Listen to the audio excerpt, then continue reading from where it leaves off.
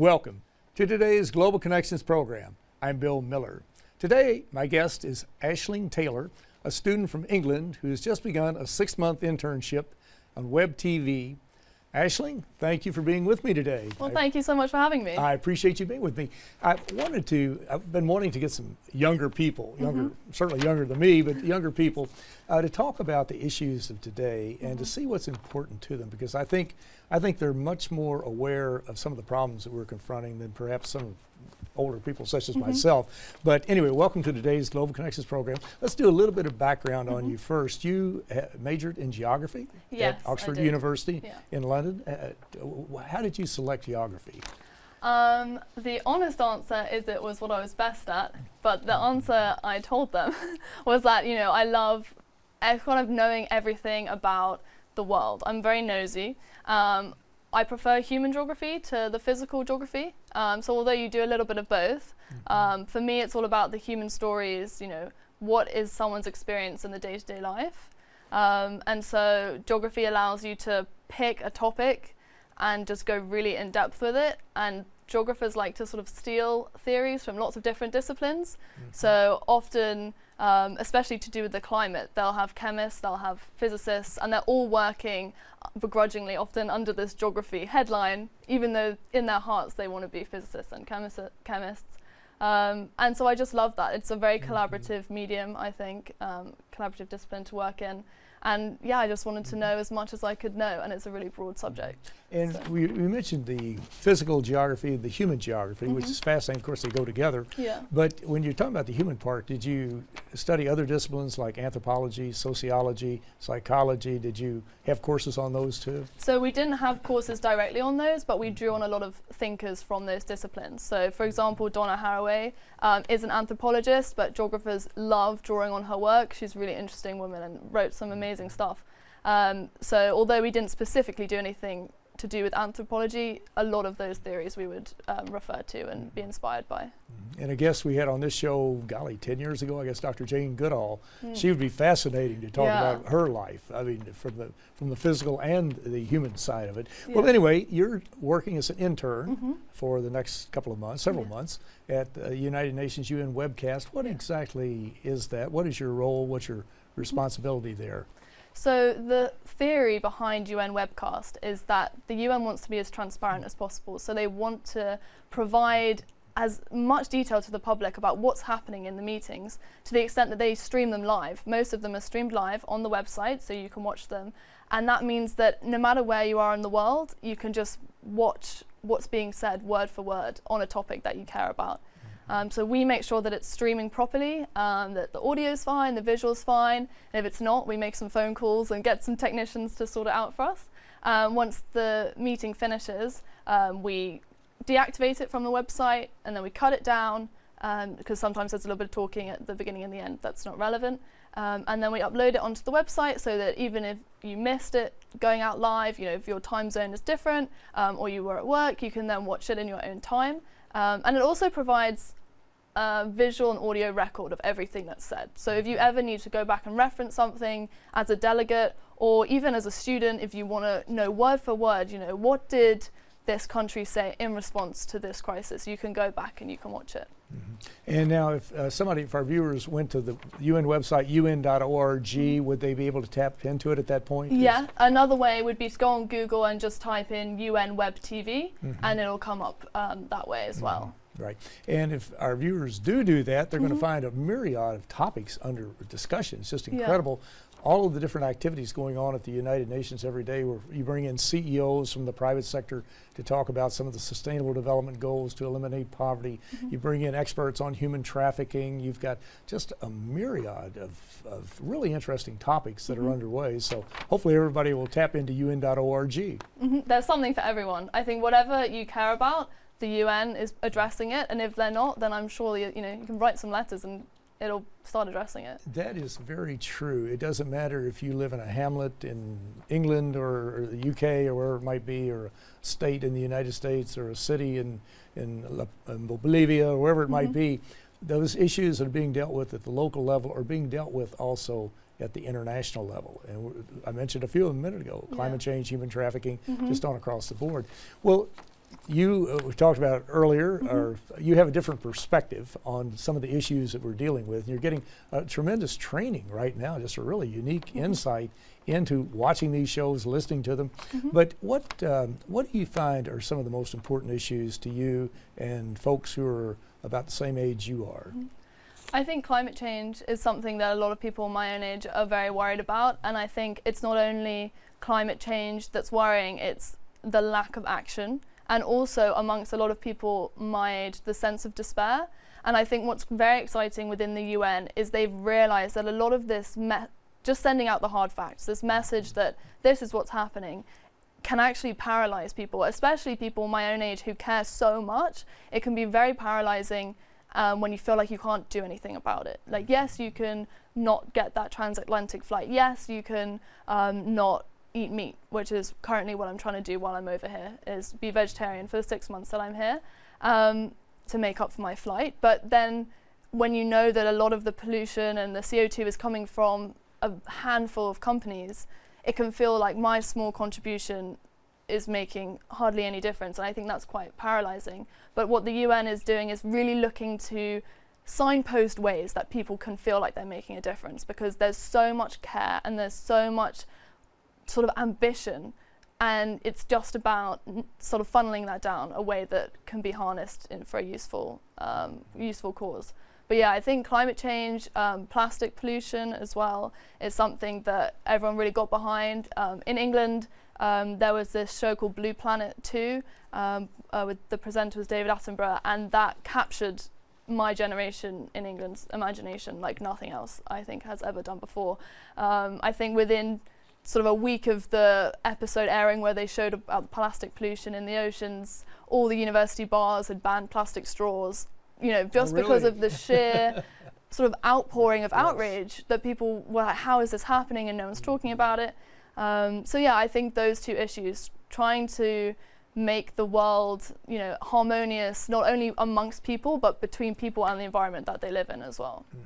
And the folks who study the oceans, who are oceanographers and what have you, predicted, several of them saying that, I think it's within 30 years, or maybe it's by 2030, I can't remember which, that the plastic, the weight of the plastic that's floating in the oceans, you've got these gyres, you have 5 major gyres where the currents come together, that the weight of the plastic will weigh more than the fish that's left in the oceans. Of course, the fish are being overfished, where the areas are being depleted very quickly. Before we get off of climate change, so do the younger people, I know you see a lot of scientific studies, especially being in geography, I'm sure, but do they feel this planet is going to be uninhabitable if we continue on our current trajectory? That's the message I'm getting from most of the climate scientists, that if we keep going, the ice will be gone within 20, 30 years, the glaciers will have melted, but what kind of a planet will we have with methane coming up out of the oceans? The people who are living on the Altiplano in Bolivia and Ecuador, wherever, in Peru, they have to go to the lowlands. You're going to have conflicts, wars. How do the younger people view that? Is that just my distorted perception? I think, I mean, I can't speak for all young people, but I know in my own opinion, I think that the society that we know today would collapse before it became totally uninhabitable. I mean, what would be left? I don't know, but there is no way that if we continue on this trajectory that this planet will be able to support the billions of people we currently have. You know, over time, you know, humanity could be pushed into a smaller and smaller area, and resources would dwindle, and I think that we would cause problems for ourselves before we were totally extinct, you know. That is a very good point. A lot of the scientists have said recently that we will have a societal collapse no later than 2050, for sure, maybe even before that. And that's not that far away. Yeah. I mean, it really isn't. It's only about 30 years away, so that would be the first stage, and then you'd have the other things where Florida, the state of Florida, would be 4 feet underwater. And all the coastal areas, it doesn't matter. Manhattan will be underwater. The Bay of Bengal will have come in and consumed 25% of Bangladesh. So that it's a major problem. Do the younger people have any suggestions? I mean, we all going vegetarian, Yeah. cutting back fossil fuel, getting off Yeah, fossil fuel yeah. is the number one rule of thumb, and the sooner the better we do that. But do you hear folks talking about what we should do or could do? I think, trying to explore other ways of traveling, getting trains. I would love to travel everywhere in the world if I possibly could, but sort of thinking about trains and things like that and other ways to travel, I realized I'd love to do the Trans-Siberian Railway. I would never have thought of that before. But I can't remember the name of the particular academic, but he was going to a climate conference in Hong Kong. And in protest to the fact that all these academics were flying out there, he got the train, I think, from England all the way to Hong Kong. And so it's doable, and I think that would be such an incredible adventure. So I think, yes, there are a lot of bad things and a lot of changes that might negatively affect people's lives, but also remember and to point out that there might be a lot of fun adventures that could be had, that aren't as bad for the environment. I also think something that's quite strange that people my age, and especially my friends, talk about is that we will have to think about, the number of children that we have, whether we want to have children in a world that could end, and also thinking about sustainable alternatives. So alternatives to cow's milk are very trendy right now, but I think I would encourage people to really look at the pros and cons of different sustainable alternatives. So for example, almonds are very water intensive to grow and actually not very good for the environment in large quantities. So perhaps a different alternative like oat milk would be better if you're changing from a cow milk variant for the environment. So I think something that I think is really exciting is that corporations are getting on board, but people need to be careful that they're not greenwashing and distracting you with all this talk of environmental sustainability when actually what they're doing is not necessarily great for the environment. It might be better, but it doesn't mean it's the best way of doing things. No, it certainly doesn't. This is something we really have to pay attention to, and we have to watch it, and we have to be involved in it. But you're right, we can do so many other alternative types of foods. There are even other types of nuts that don't require as much water as almonds do. So we may not have to give up nuts completely, but it still would be a good idea to look at doing something differently. Well, you're watching Global Connections Television, which is a privately funded, independently produced program. The opinions expressed on Global Connections are solely those of the moderator and his guests.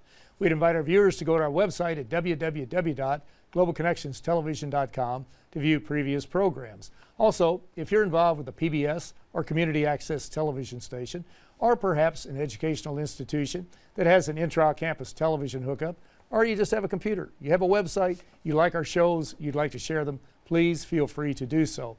Global Connections Television is provided at no cost as a public service to help us better understand international issues and how they impact our lives. Today we're talking about how young people perceive the problems that we're dealing with, such as climate change, gender equality, just on across, human trafficking, you name it. They've got opinions on it, and my guest today is giving some keen insight into this. My guest is Aisling Taylor, and Aisling is an intern with the United Nations Webcast operation at the UN in New York. Aisling, I find it fascinating. I really believe that the younger people today are much more, they're much more media savvy, or social media savvy, let's put it like that, than we were 20, 30, 40, 50 years, whatever it might be, years ago. But they have a much keener insight into that, and they're very much on top of it. And I think they're also aware of the issues. Like we've been talking about climate change. Another issue is gender equity, gender equality. How do they perceive that, or how do you perceive it, and how do your friends, especially female friends, perceive it? I think it's something I was very fortunate to not really have to ever think about it until, I got to my late teen years. I think at school my teachers were so supportive, and I honestly thought that there wasn't such thing as gender inequality anymore. There were so many strong women in my life, and I didn't realize that there was a problem, which was my own naivety, I know, but it shows that there is sort of a way to bring up children where they have no perception of the fact that the genders are, perceived by some to not be on an equal footing. But then once you sort of get out into the real world and you start reading the news and you start hearing stories of your friends and their experiences in the workplace, you do start to realize that perhaps, there's a lot further to go than I believed as a 14-year-old. But I think, I'm, from England, and we are very privileged in the fact that, yes, that perhaps there are some aspects where men and women are perceived differently, but there are other places in the world where the distinction is a lot bigger.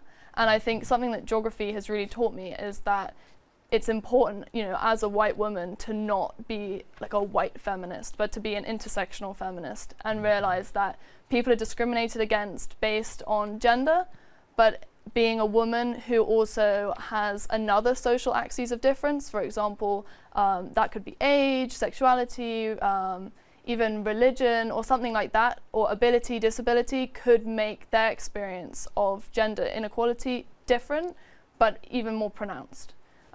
So that's something that I think people my age are really trying to deal with, is the idea that, we've made a lot of progress in some aspects, but it's not just about one group of women doing really well. It's like all women from all intersectional backgrounds need to come together and find a way that works for everyone. Mm-hmm. Do you find that the younger people are more open-minded than maybe people were not years ago, or even older people today, where they have fixed ideas, rigid stereotypes about people, certain lifestyles, whatever the case might be? But do you find that younger people are more accepting and more open-minded to hearing diverse ideas? I think they are, as long as they are liberal ideas. I think people my own age, especially the people that I was friends with at Oxford and things like that, everything's okay, and you can have as many opinions as you want. But if you're then someone who comes into that environment and starts being closed-minded, that's when open-minded people start shutting down, because that's strangely the thing that closes an open person's mind, is someone else being closed-minded. Because it can be, I love debating with people, I think it's really fun. But it can be frustrating when you don't feel like they're listening. And I can accept that I'm wrong, but that means I respect so much in other people when they can also know that they're wrong. And I think that's what makes for a good debate, is going into it knowing that you might actually be wrong, and that's great. And I think I was very fortunate that I do think, the people I grew up with are open-minded. But I also think that we shouldn't necessarily give older people such a hard time. I don't think you're ever too old to learn or too old to change your mind. And I think anyone who's been a parent, you're bringing up a child, they're, by definition, a generation younger than you. And I would be amazed if, there aren't, the majority of parents who learn new things and open their minds when they have kids, because their kids force them to. We certainly hope so anyway. Yeah, me coming home and saying, we have to eat vegetarian twice a week. So yeah, that I think that, young people now are very open-minded, but also it's not an excuse to not be just because you're older. And also we can't give older people a bad time, because I do think that anyone can open their mind at any time. We're talking about two major issues, two that we try to hit on with Global Connections Television. One, climate change, and then empowering women, women equality and that type, or female equality, and across the board. But so often we hear, especially if you listen to the United Nations activities or what have you, you hear about the Sustainable Development Goals. Yeah.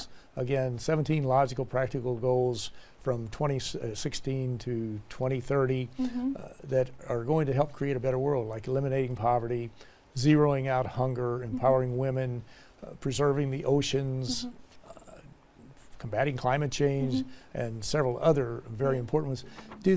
So many of the people that I talk to, and I'm talking about very well-educated professionals, their groups are involved in helping to achieve these Sustainable Development Goals, but they're not aware of them as far as the United Nations Sustainable Development Goals. So many faith-based groups, the Rotary International, Kiwanis International, environmental groups, labor unions, private sector groups, they're all working towards them in maybe not all 17, but some, or some are doing all 17. But do you find younger people are aware of the Sustainable Development Goals? Do you hear much, do they kick around SDGs?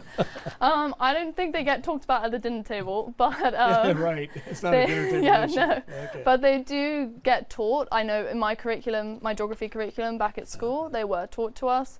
So before we had the Millennium Development Goals, so I was taught those, and then when they became the Sustainable Development Goals, the curriculum changed, and then I was taught what those were.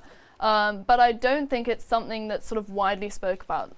If you were to watch the BBC News, I don't think they'd mention them. I think they talk about the issues and everything, but it doesn't sort of circle back round to this global ambition that we have. So I would actually say that I don't think that people my age are any more informed unless they have an interest in international relations or politics or geography, or just happen to have come across them at school.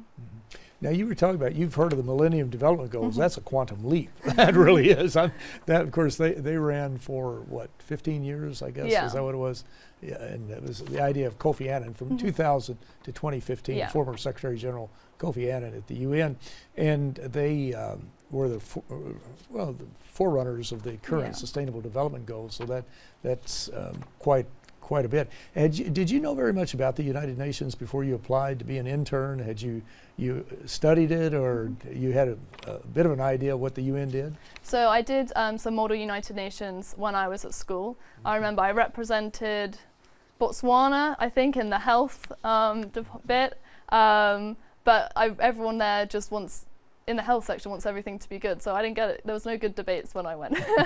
Everyone was like, yeah, let's all just pass this motion. That sounds really helpful for everyone. But yeah, it was really good fun, and that sort of opened my eyes. I think also, I feel like as a geographer, you are like a global citizen, and this is the body that attempts to achieve that goal. Also, we get taught about the League of Nations, which was the UN's predecessor in history, and the flaws and things that went wrong and what the UN has learnt from its predecessor. And so I think at school I was vaguely aware of it, and I liked debating, and I think I'm as cynical as I am, I'm also quite optimistic. It's sort of a weird combination, but I think I really believe in being a global citizen and working for the UN to make the world a better place. So sort of the idealist in me would have loved to be here. So that may have answered my next question, because when you came here, you had some preconceived ideas. We all do. I mean, it's just natural that we have them. But how have those ideas been either reinforced, or how have they changed over the past couple of months? I think I was amazed at how much is discussed on a day-to-day basis. I think because from outside the UN, you maybe hear about the Security Council meetings, sometimes the General Assembly meetings, but you don't realize that every day, almost every conference room is full of people from around the world discussing every issue under the sun. And I think that's so exciting to me, that they're not just talking about the war here or the health crisis here. They're talking about smaller behind-the-scenes changes that over time will make a bigger difference. I also think that once you get into the UN and you realize that everyone who works here is lovely and friendly and normal people and not some sort of gods, that out to save the world or superheroes, it's nice, because it makes it feel like anyone can apply here and work to make the world a better place. You don't have to be a superhero, but everyone's collective efforts together make a great outcome. So. A rule of thumb, a maxim is that the more people learn about the United Nations, the more they realize it affects their lives every day, just exactly what you're saying, and that there's so much more going on here that you never read about, you never hear about it. The media, the mainstream media included, do not cover the United Nations very well. To be quite honest, I'm part of that crowd, so I'll criticize them, but they just don't do it for a myriad of reasons. But in our last 30 seconds, how are you going to parlay this really unique intern experience into your future professional activities? So I do a podcast for my local radio station, Brooklands Radio, back in the UK. So that goes live every Sunday morning, and I talk about the differences between America and the UK, and I throw in a few references to the United Nations, and I think over time I'll maybe do a little bit more about the UN once I've spent more time here.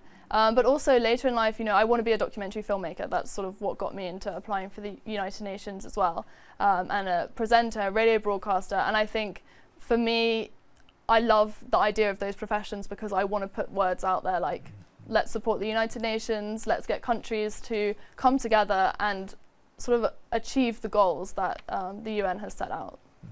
And you've certainly laid them out very nicely, and you've identified how you're incorporating them into your life and how you're doing it now, and you will do it in the future. And it sounds like a very, I think, very laudable goals that you have in mind. And I look forward to hearing about you in the future, looking at your documentaries and catching your podcast and seeing you on BBC or wherever it might be. Yeah, fingers crossed. One never knows. One never knows. But Aisling Taylor, I want to thank you so very much for a very interesting and a very informative program. Thank you for very having me. Interesting. Thank you. I'm Bill Miller. Thank you for joining us today on Global Connections Television.